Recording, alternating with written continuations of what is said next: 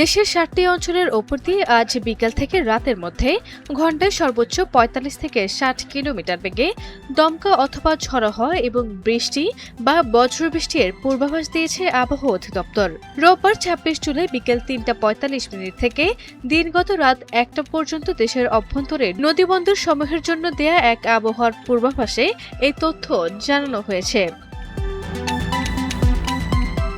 পূর্বাভাসে বলা হয়েছে, খুলনা, বরিশাল, পটুয়াখালী, কুমিল্লা, নোয়াখালী, চট্টগ্রাম এবং কক্সবাজার অঞ্চলসমূহের ওপর দিয়ে দক্ষিণ বা দক্ষিণ পূর্ব দিক থেকে ঘণ্টায় ৪৫ থেকে ৬০ কিলোমিটার বেগে অস্থায়ীভাবে দমকা অথবা ঝড়ো হওয়া সহ বৃষ্টি অথবা বজ্রবৃষ্টি হতে পারে। এসব এলাকার নৌবন্দরসমূহকে ১ নম্বর সতর্ক সংকেত দেখাতে বলা হয়েছে।